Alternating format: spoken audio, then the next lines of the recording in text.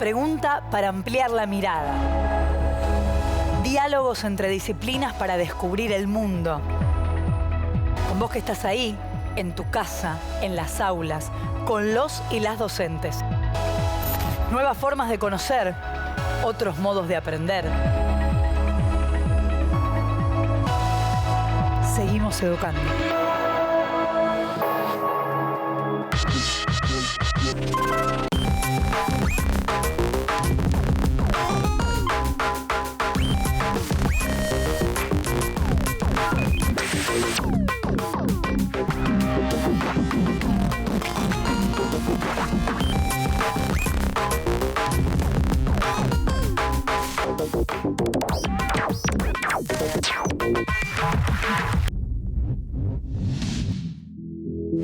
Hoy con Carla, la profe de historia, y con Ale de geografía, nos preguntamos ¿por qué Argentina se llama Argentina?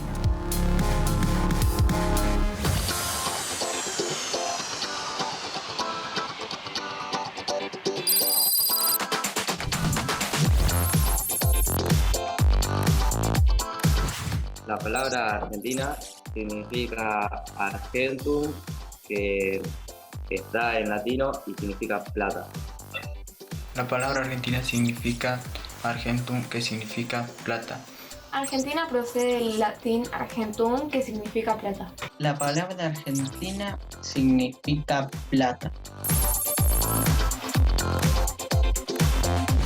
Porque por el río de la Plata, nos llamamos así porque en el río de la Plata, por ahí se transportaba la plata y el oro, y entonces le pusieron Argentum, que significa plata, latín.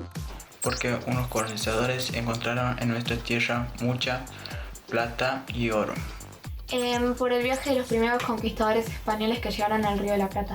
Nos llamamos así por los primeros conquistadores de España, que fueron al Río de la Plata y se decía como que había plata. Sí, en la historia nos llamamos de otras maneras. Sí, por ejemplo en 1810 que se llamaban Provincias Unidas del Río de la Plata. Sí, de tres maneras. La primera, Provincias Unidas del Río de la Plata. La segunda, República Argentina. Y la tercera, Confederación Argentina. Y la que más usamos es la segunda, que es República Argentina. Sí, por lo que me acuerdo, hace varios años nos llamábamos primero el Virreinato del Perú y después el Virreinato del Río de la Plata.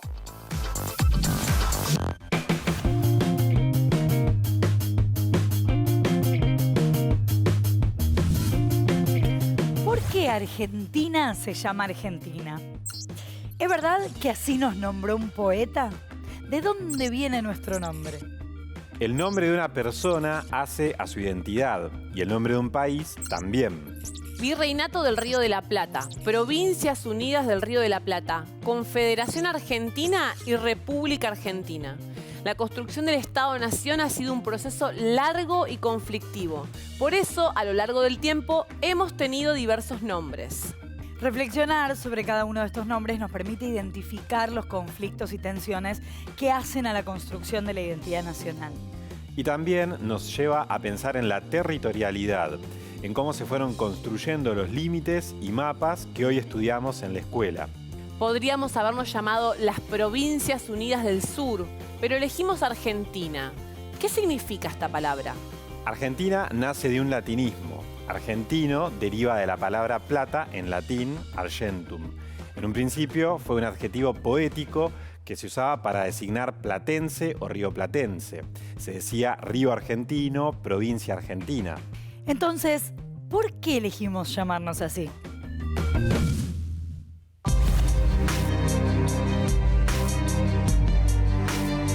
¿Por qué llamar a nuestras tierras con el nombre de un metal precioso? ¿Alguna vez escuchaste hablar sobre la leyenda Rey Blanco y de la Sierra de la Plata? Probablemente no. Por eso los invito a viajar hacia los tiempos de la conquista. Imaginemos por un momento a Juan Díaz de Solís allá por el año 1512. En su primera expedición bordea las costas de Brasil cuando se topa por primera vez con el actual Río de la Plata. Confundido, piensa que es el estrecho capaz de unir el Atlántico con el Pacífico. Entonces vuelve a España y reclama la conquista y gobernación de aquel territorio. Ya convertido en capitán general de esa región, regresa al Río de la Plata en febrero de 1516. Pero cuando desembarca junto a sus hombres, aquellos nativos que en un principio le habían parecido amistosos, lo asesinan y descuartizan. Los tripulantes que han quedado a bordo huyen rumbo a España. Uno de ellos es Alejo García.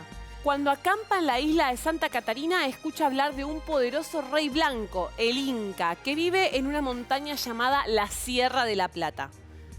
En búsqueda de la leyenda, García parte con una expedición formada por españoles y guerreros guaraníes. Luego de atravesar el Chaco Boreal, llega al área de Potosí, que se encuentra dominada por los incas. Dicen que allí encuentra lo que tanto buscaba y que lo reciben amistosamente con obsequios y regalos de plata.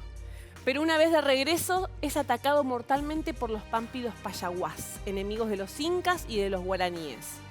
Finalmente, son los sobrevivientes quienes divulgan la existencia de las ricas minas de plata en los Andes. Es así como empieza a circular la leyenda de la Sierra de Plata, una fabulosa tierra al sur a la que se llega a través de un ancho río. En 1526 los portugueses lo bautizaron Río da Prata a causa de los rumores que aseguran la existencia de metales preciosos.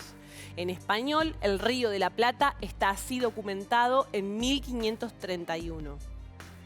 La palabra Argentina aparece por primera vez en 1602, cuando Martín del Barco Centenera, integrante de la expedición de Juan Ortiz de Zárate, publica un largo poema titulado La Argentina. El poema dice así: del indio chiriguana encarnizado en carne humana, origen canto solo, por descubrir el ser tan olvidado del argentino reino. Gran Apolo, envíame del monte consagrado, ayuda con que pueda aquí, sin dolo, al mundo publicar en nueva historia de cosas admirable la memoria.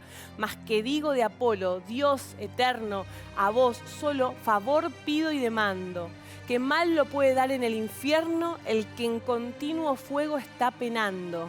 Haré con vuestra ayuda este cuaderno del argentino reino, recontando diversas aventuras y extrañezas, prodigios, hambres, guerras y proezas. El poema que acabamos de escuchar cuenta la historia del Río de la Plata y de los reinos del Perú, Tucumán y del sur actual de Brasil. El argentino reino es para Centenera la región del Río de la Plata, y en el poema el adjetivo es también aplicado a los hombres. Por ejemplo, con motivo de la fundación de Santa Fe, escribe: los argentinos mozos han probado allí su fuerza brava y rigurosa. Es por este poema que algunos historiadores han afirmado que los primeros argentinos fueron los santafesinos, pero en realidad el adjetivo era aplicado a todos los oriundos del Río de la Plata y del Paraná. Hacia el año 1612, el primer historiador nativo de estos territorios, Ruy Díaz de Guzmán, publica el libro Historia del Descubrimiento, Población y Conquista del Río de la Plata, nombrando el territorio descubierto por Solís como Tierra Argentina. Ya a finales del siglo XVIII, la palabra se usa para designar todo aquello relacionado con el Río de la Plata, su cuenca, su territorio y sus pobladores.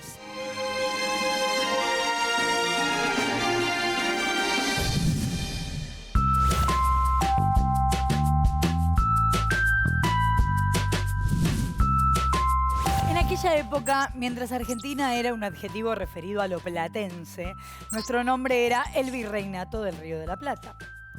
Sí, así es como nos llamaba la corona española. ¿Y qué territorios abarcaba el Virreinato? Incluía las regiones de los actuales territorios de Buenos Aires, Paraguay, Tucumán, Potosí, Santa Cruz de la Sierra, Charcas, Mendoza y San Juan. También el sur de Perú, el norte de Chile, Uruguay y una pequeña parte del sur de Brasil. Supongo que la palabra virreinato viene de virrey, ¿no? Así es. El diccionario lo define como dignidad o cargo de virrey o virreina. El virrey era la máxima autoridad y él representaba al rey en estas tierras. Y como el reino alude al rey, el virreinato al virrey, más allá de la figura del virrey, ¿cómo se organizaba el virreinato? Contaba con gobernaciones, intendencias y municipios.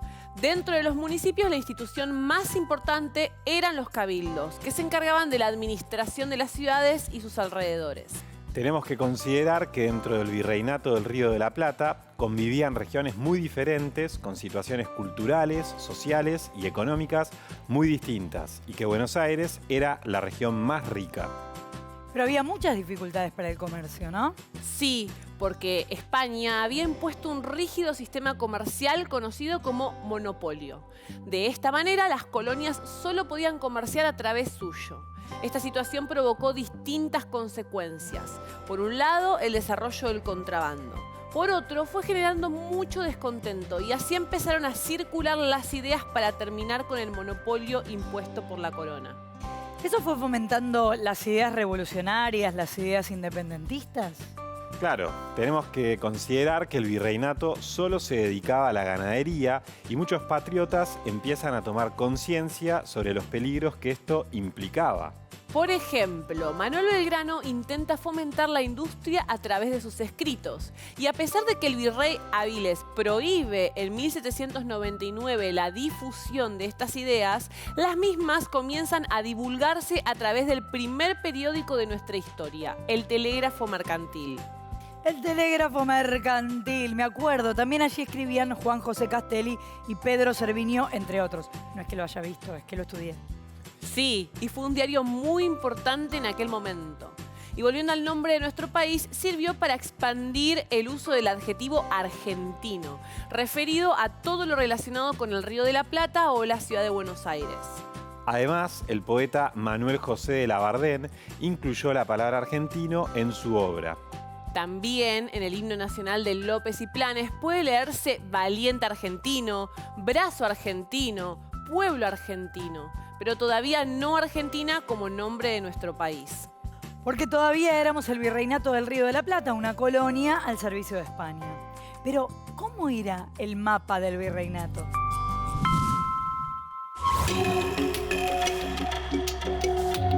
Para entender la territorialidad del virreinato, tenemos que retroceder a la conquista. Allí es cuando aparecen los primeros límites formales y también los primeros mapas mostrando esta región. En el siglo XVI se forman el Virreinato de Nueva España, cuya fundación data de 1535, el de Perú en 1542 y dos capitanías generales, la de Yucatán en 1565 y la de Nueva Granada en 1564. Como se observa, el espacio de la corona española se concentra hacia el oeste, mientras el de Portugal lo hace hacia el este. ¿Cómo se ordena esta primera división?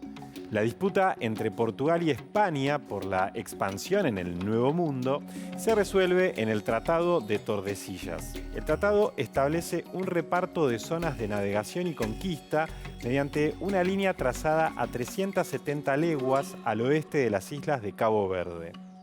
En principio, esta división implica que los españoles no interfieran en la ruta del Cabo de Buena Esperanza y que los portugueses no interfirieran en la ruta hacia el oeste. A lo largo del siglo XVI y XVII, la organización de los españoles resulta poco eficiente. Por eso, en el siglo XVIII se realizan las llamadas reformas borbónicas. La nueva organización implica nuevas divisiones. Así, la capitanía de Nueva Granada se transforma en virreinato y se crea el Virreinato del Río de la Plata en 1776 y las capitanías de Chile, Cuba, Venezuela y Guatemala. Desde el origen de las colonias, España establece y mantiene un estricto monopolio sobre sus territorios que les impide desarrollarse y crecer. Por eso, cuando Napoleón invade España, un grupo de patriotas aprovecha el momento e impulsa el movimiento revolucionario. En febrero de 1810, casi toda España se encuentra en manos de los franceses y Fernando VII cae prisionero de Napoleón. Entonces, los patriotas le sacan provecho a la situación. Como dice el refrán, el que se fue a Sevilla perdió su silla. En poco tiempo se suceden ataques y contraataques entre criollos y españoles. Burlándose de la voluntad popular, los españoles establecen una junta de gobierno presidida por el propio Cisneros, pero las milicias y el pueblo reaccionan. Finalmente, el 25 de mayo, el pueblo de Buenos Aires impone su voluntad al Cabildo, creando la Junta Provisoria Gubernativa del Río de la Plata, integrada por Cornelio Saavedra como presidente, Juan José Castelli, Manuel Belgrano, Miguel de Ascuénaga, Manuel Alberti, Domingo Mateu, Juan Larrea, vocales, y Juan José Paso, Mariano Moreno como secretarios. Quedó así formado el primer gobierno patrio.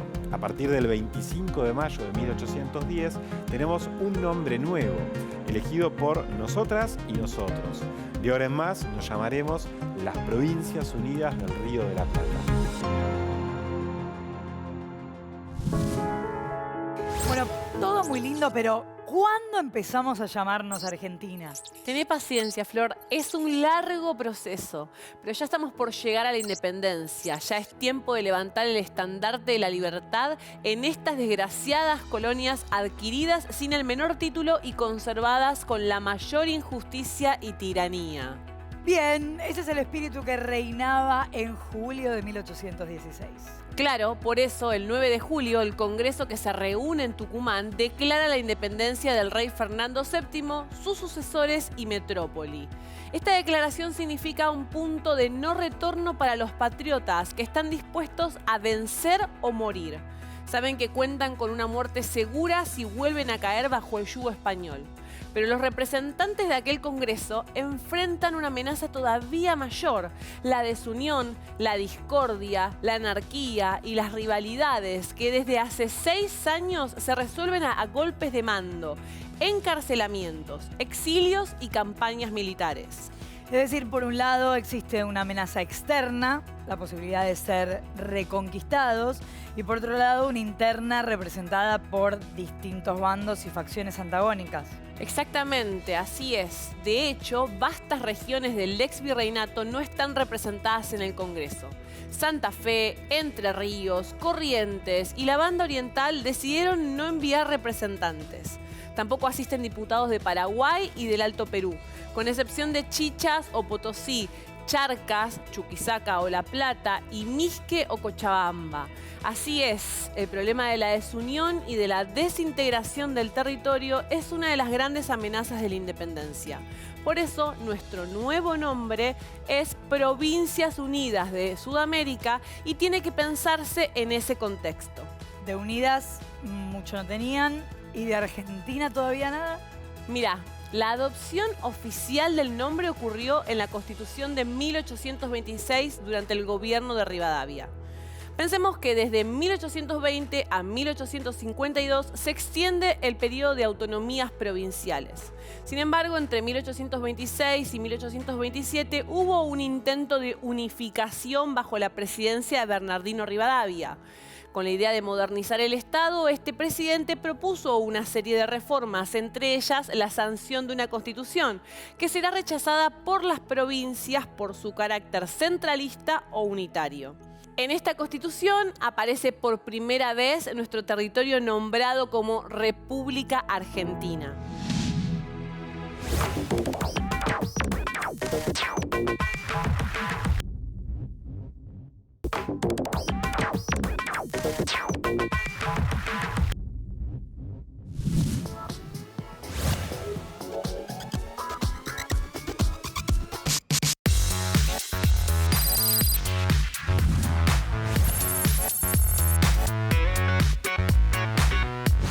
Un mapa es una representación gráfica de la Tierra. Un mapa es una representación plana de la superficie terrestre. Es la representación geográfica de la Tierra, aparte de ella, sobre superficies planas que pueden ser países o continentes. Un mapa es la representación de la Tierra en una hoja.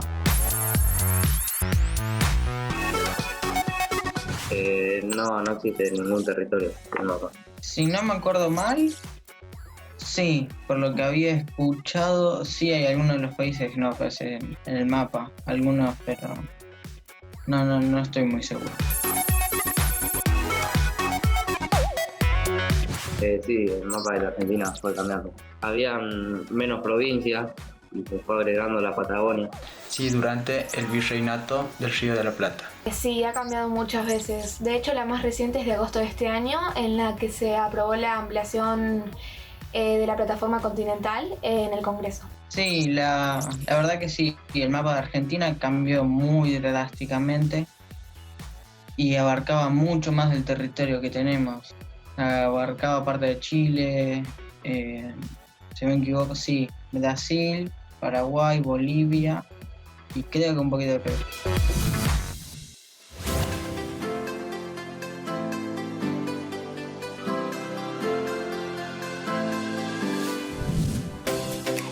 La idea que tenemos respecto del espacio está influida por muchos factores. Por un lado está la conciencia espacial, es decir, la manera en que nos relacionamos con el espacio, ya sea para ir a la escuela, tomar el colectivo o para interpretar un plano. Y por otro, la imaginación espacial, que es la capacidad de abstraer espacios en función de relaciones de distancia y proporciones. Por último, están los mapas, el formato en los que la representación del espacio se vuelve visible. Podemos encontrar mapas en lugares muy diversos, impresos en una remera o mochila, en los carteles de una ruta y en un pin para vestir. Pero la escuela es el lugar donde estudiamos y analizamos los mapas en profundidad. Mapas colgados del pizarrón, mapas de goma eva para armar, mapas a los que llamamos mudos, pero cuentan muchas historias. Así, los mapas forman parte de nuestra vida cotidiana, nos transmiten información y ponen en circulación ideas, sentimientos, recuerdos e incluso anhelos. Hay mapas que nos hablan de actividades económicas, turísticas, cooperación o conflicto entre países. Hay mapas que nos hablan de un pasado que aún duele, como el de los centros clandestinos de detención y el de Malvinas. Te estarás preguntando por qué son tan importantes y por qué están tan presentes en la escuela.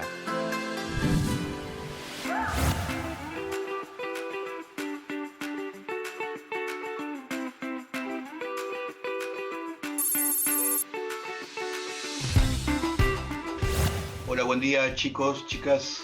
Mi nombre es Carlos Nelson y trabajo como asesor de la Dirección Nacional de Producción Cartográfica en el Instituto Geográfico Nacional.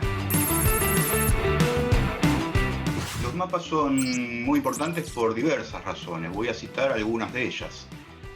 Por ejemplo, sirven para orientarnos, para realizar estudios. De hecho, ustedes estudian geografía a través de los mapas, posiblemente historia también. Luego sirven también para comprender la extensión o alcance de un determinado espacio geográfico. En los últimos años ha adquirido gran importancia en todo lo que respecta a la gestión para el ordenamiento territorial. Y otro aspecto importante también es que los mapas son una herramienta fundamental para la soberanía nacional. Digamos que la documentación que avala la soberanía nacional tiene que estar... tiene que ir acompañada por un mapa que respalde toda esa documentación. Hoy en día, con la tecnología satelital, tenemos imágenes satelitales de todo el mundo y podemos ver ahí que no hay territorios que no hayan sido descubiertos, entonces todo está cartografiado. Ahora hay extensas zonas donde no hay una variedad de rasgos geográficos a representar. Entonces no se justifica la representación cartográfica de esos espacios, digamos de pequeñas porciones de esos espacios, porque no hay gran variedad de datos para informar. Entonces, por ejemplo, voy a citar 3 ejemplos, hay muchos más seguramente, pero tal es el caso del interior del continente antártico, caracterizado por mucho hielo, nieve, glaciares y algunos cordones montañosos, no hay mucho más que eso. Después la selva amazónica, si bien hay una gran diversidad en cuanto a al aspecto biológico, digamos, para cartografiarlo es lo mismo, una zona que otra, cuando hablo de pequeñas porciones. Y otro caso también podría ser el desierto del Sahara.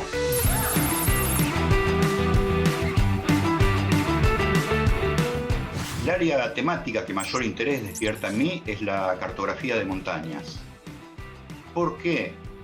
Bueno, porque es un gran desafío el poder facilitar a través de un mapa al usuario del mapa la interpretación del relieve. El relieve es una superficie en 3 dimensiones en la Tierra, mientras esas 3 dimensiones estamos tratando de transmitirlas a través de 2 dimensiones, que es el plano o mapa. Y para eso, bueno, puedo citar, por ejemplo, respecto a las nuevas tecnologías, está lo que hoy se llaman modelos digitales de elevación. Esos son puntos distribuidos uniformemente sobre la superficie terrestre, que cuentan con 3 coordenadas, no solo las geográficas, que son longitud y latitud, sino también la altura. Bueno, ingresando esos datos obtenemos un modelo tridimensional, y a partir de ese modelo tridimensional podemos generar las curvas de nivel, que son curvas que unen puntos que contienen la misma altura sobre el nivel del mar. Después podemos generar, por ejemplo, modelos de inundación, modelos de sombra. El modelo de sombra es muy importante para la interpretación del relieve. Bueno, hay 2 aspectos más también que son muy interesantes, si bien no es lo mío, es muy interesante, que serían, por ejemplo, por un lado, con este modelo digital de elevaciones, con esos datos procesados en un software para una impresora 3D, podemos obtener la maqueta del territorio con el cual contamos con ese modelo digital de elevaciones. Y por otro lado, otro tipo de cartografía, hay muchas temáticas distintas. Bueno, vamos a tener la cartografía para no videntes, para personas no videntes o personas con capacidad visual reducida. Entonces esos son mapas con texturas en relieve también, y bueno, que hacen que estas personas a través del tacto puedan identificar los rasgos geográficos. Bueno, tenemos distintas temáticas, ¿no? Cartas geológicas, cartas de clima, que pueden incluir lo que es cartas de temperatura. Cuando digo cartas, es mapas, ¿no? Tenemos de temperatura, de precipitaciones, humedad, presión atmosférica, bueno, dinámica de glaciares, de cuencas hídricas. Hay infinidad de temáticas que son todas muy interesantes. Bueno, por último, a quienes estén interesados en estos y otros aspectos relacionados con la cartografía, los invito a que visiten la página del Instituto Geográfico Nacional. Allí van a encontrar mucha información y también mapas escolares para descargar. Y bueno, saludos a todos y todas. Muchas gracias por invitarme y felicitaciones por el programa.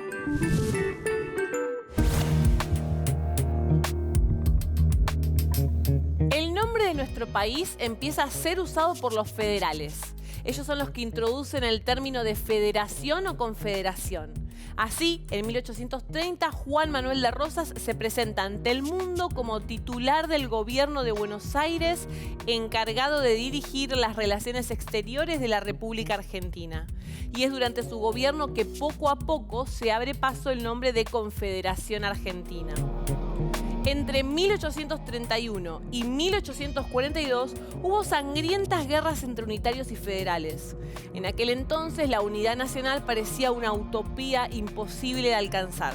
En este sentido, el Pacto Federal trajo cierta unidad, ya que la alianza formada por Buenos Aires, Entre Ríos, Santa Fe y Corrientes fue incorporando a las provincias de Córdoba, San Luis, Mendoza, San Juan, Catamarca, La Rioja, Santiago del Estero, Salta, Jujuy y Tucumán. Al conflicto entre unitarios y federales se suma las tensiones que había dentro del mismo partido federal. Así, los antagonismos dentro del federalismo van aumentando hasta culminar con la guerra entre Urquiza y Rosas. En 1852, tras la derrota de Rosas en la batalla de Caseros, Urquiza se vuelve el presidente provisional de la Confederación Argentina.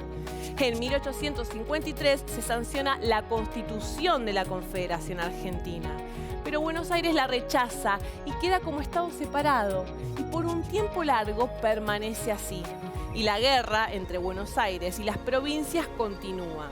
La denominación de República Argentina es promulgada por Santiago Derqui mediante un decreto presidencial fechado el 1 de octubre de 1860. Un año después, el triunfo de los ejércitos de Buenos Aires en la batalla de Pavón significa el fin de la Confederación y da paso a la unificación nacional. A partir de ese momento asume Mitre y nos empezamos a llamar República Argentina, nombre que ya había tenido un paso fugaz en la Constitución de 1826. El país pudo llamarse Provincias Unidas del Río de la Plata o de Sudamérica, pero se llamó y se llama Argentina. El nombre adoptado por los poetas triunfa sobre todos los otros nombres.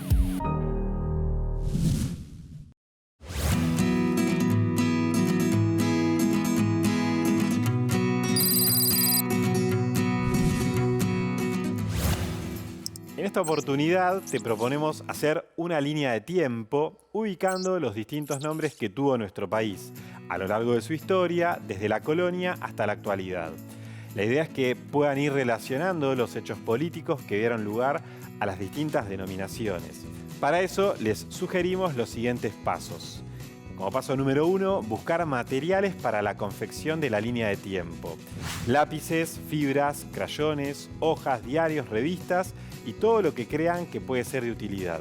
También pueden utilizar una plataforma digital para agregarle imágenes y videos. Como paso número 2, te proponemos ubicar los nombres que recibió nuestro país a lo largo de la historia, asociándolo con el acontecimiento que le haya dado lugar. Por ejemplo, en 1602, la edición del poema La Argentina de Martín del Barco Centenera, con la primera vez que aparece el nombre Argentina para hablar del territorio. Como paso número 3, completar la línea con los datos que viste en este programa y con información que hayas averiguado por tu cuenta. Como paso número 4, compartí tu línea de tiempo con nosotros en @seguimoseducando y @canalencuentro.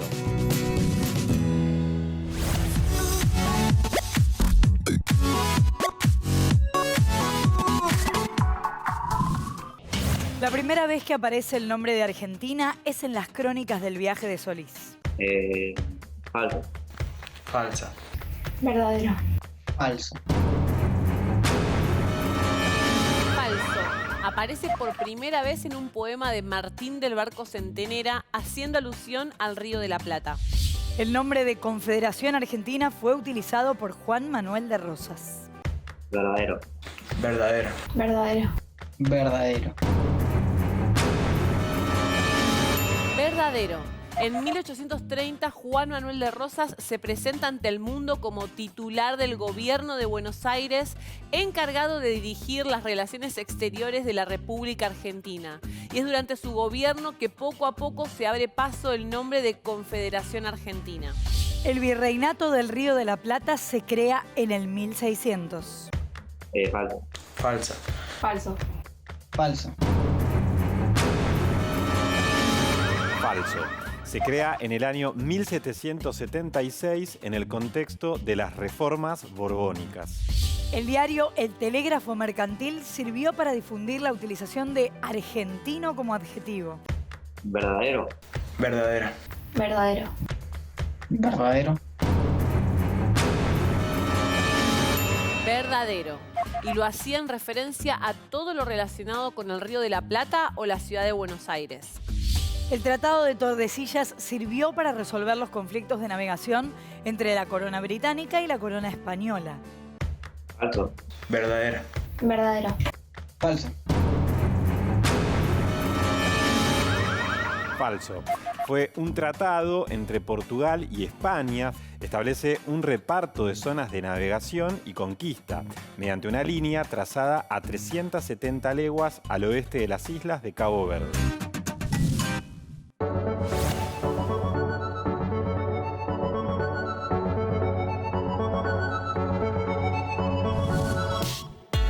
La idea que tenemos de Argentina está unida a la de su mapa, porque el país existe gracias a un determinado recorte espacial.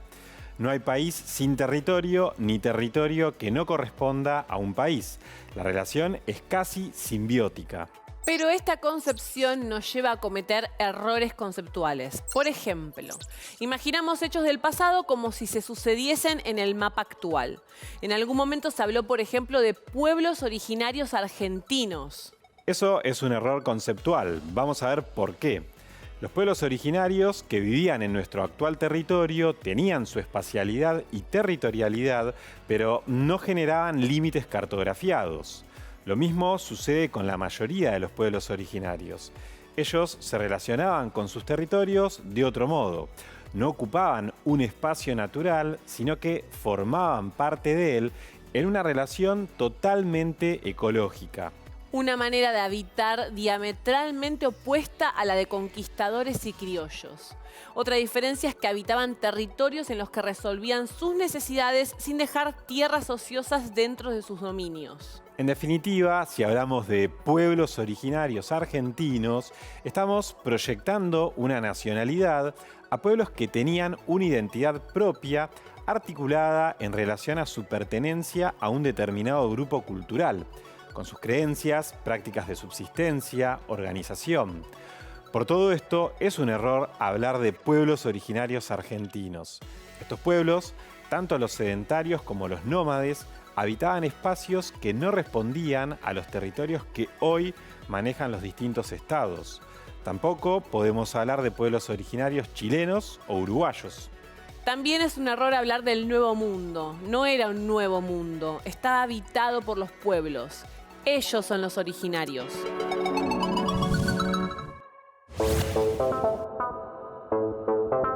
La identidad nacional se construye a través de diferentes factores. El nombre del país, Argentina, sin dudas es uno de ellos. Pero hay otros también muy importantes, como la bandera, el himno y la escarapela. Sin embargo, son los mapas los que hacen visible la representación del espacio de nuestro territorio nacional. Pero, ¿el mapa del territorio argentino siempre fue igual? Con la formación de los Estado-Nación en el transcurso del siglo XIX, la cartografía pasó a volverse cada vez más estratégica. Hasta el siglo XX, los atlas históricos se definían según la distribución luego de las guerras y los cambios de control territorial. Se prestaba especial atención a los cambios de fronteras estatales. Por eso, los mapas adquirieron valor y se volvieron retratos de los estados que buscaban mostrar lo mejor de esa nación. En nuestro país, como en el resto del mundo, la cartografía se volvió clave en la formación de lo nacional. El proceso de conformación de los estados implicaba la adopción de un nombre, la definición de una forma de gobierno, la adopción de leyes, la conformación de un pueblo y la organización de la economía.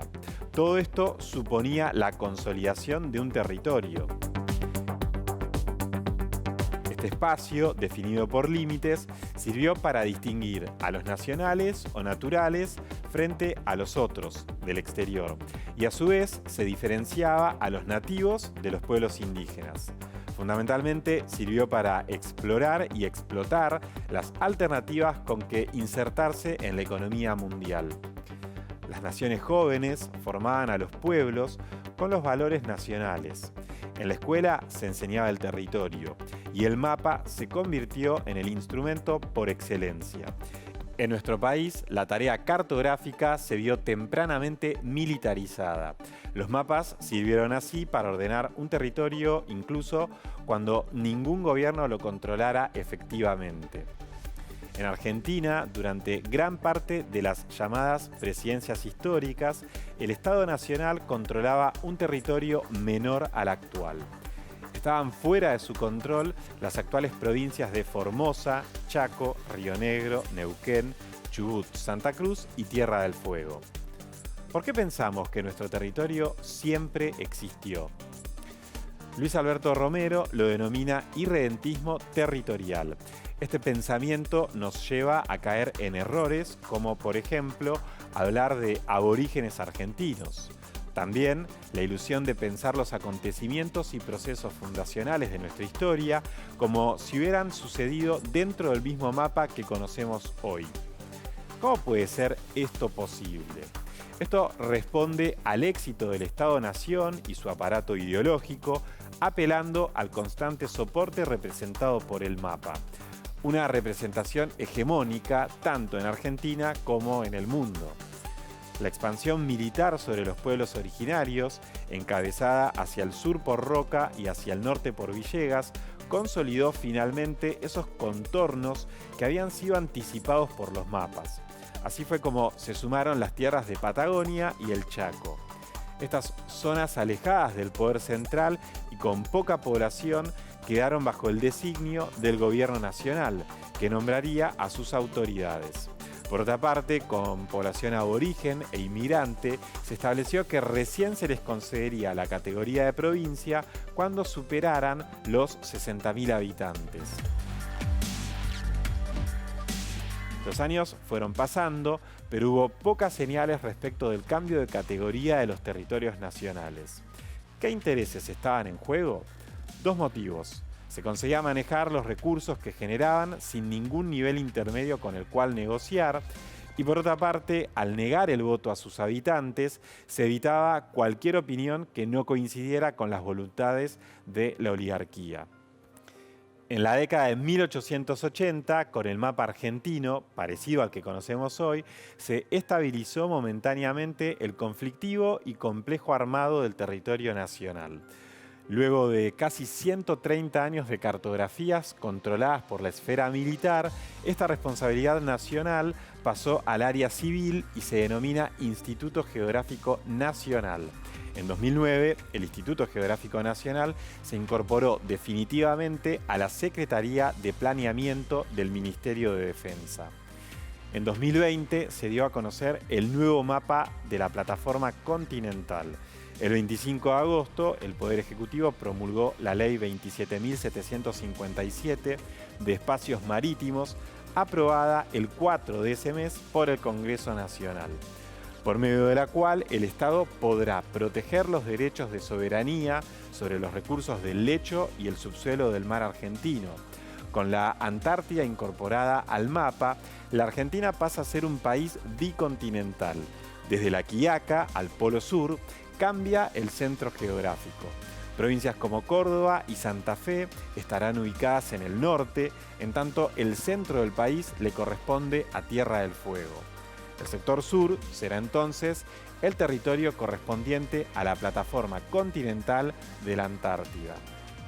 El proyecto con el nuevo mapa incluye su plataforma continental, un logro enmarcado en la normativa internacional que contempla la Convención de Naciones Unidas sobre los Derechos del Mar, o CONVEMAR.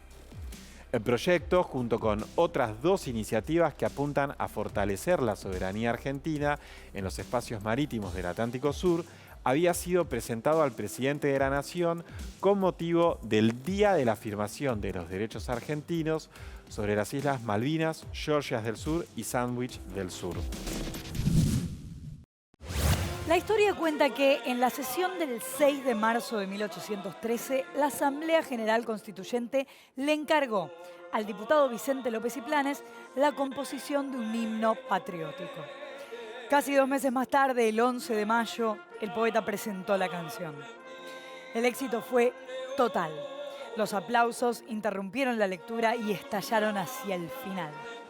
Tanto que los integrantes de la Asamblea no solo aprobaron el himno nacional argentino, sino que también salieron a la calle declamando «Oíd mortales el grito sagrado». A partir de ese momento, el himno, que llevaba la música de Blas Parera, se declaró como la única marcha nacional que debía cantarse en todos los actos públicos. Una anécdota colorida cuenta que el autor se inspiró en una representación teatral que conmemoraba la Revolución de Mayo y que, con un lápiz, escribió los primeros versos sobre el programa.